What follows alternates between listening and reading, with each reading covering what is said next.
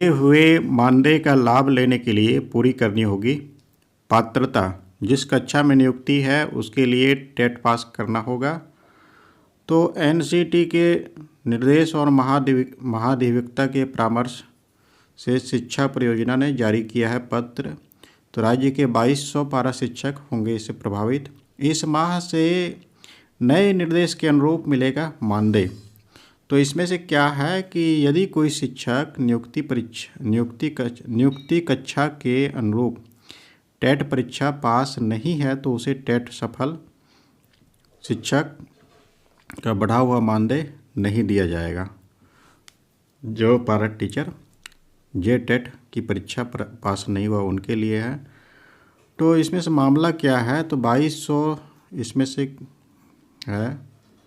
हाँ, तो मामला ये है, इसमें से 2200 ऐसे पारा शिक्षक है जिनकी नियुक्ति कक्षा और टेट सफल कक्षा में विसंगति है। इसमें विसंगति है। बड़ी संख्या में ऐसे शिक्षक शामिल हैं जिनकी नियुक्ति कक्षा 1 से 5 में हुई है, लेकिन उन्हें 6 से 8 की शिक्षक पात्रता परीक्षा पास किया। नियुक्ति जो है 1 से 5 में हुआ है, लेकिन वह जो है 6 से 8 में शिक्षक पात्रता परीक्षा जेटेट पास है।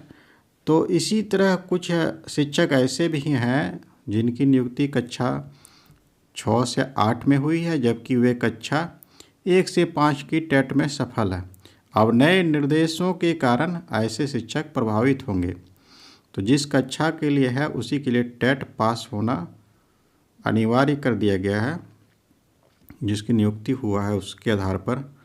तो इसमें से कहा रहा है कि 6000 तक कम हो जाएगा इसका मानदेय। तो इसमें से है शिक्षा परियोजना के इस निर्देश के बाद प्रभावित होने वाले पारा शिक्षकों के मानदेय में उल्लेखनीय कमी आएगी। उसका मानदेय में कमी आएगा। झारखंड सहायक अध्यापक संघर्ष मोर्चा के विनोद तिवारी के अनुसार कक्षा 6 से 8 के शिक्षकों का मानदेय लगभग 6000 रुपये और 1 से 5 के शिक्षकों का मानदेय लगभग 4000 रुपये तक की कमी हो सकती है। उन्होंने इस निर्णय पर आपत्ति जताया है और शिक्षा परियोजना से उक्त निर्देश को वापस लेने की मांग किया है।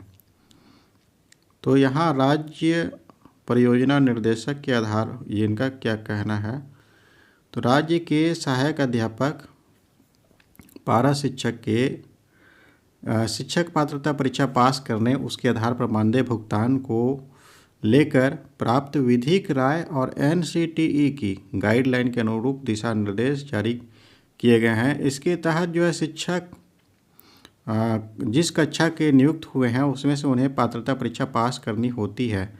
ऐसे में पूर्व की विसंगति में सुधार करने को कहा गया है।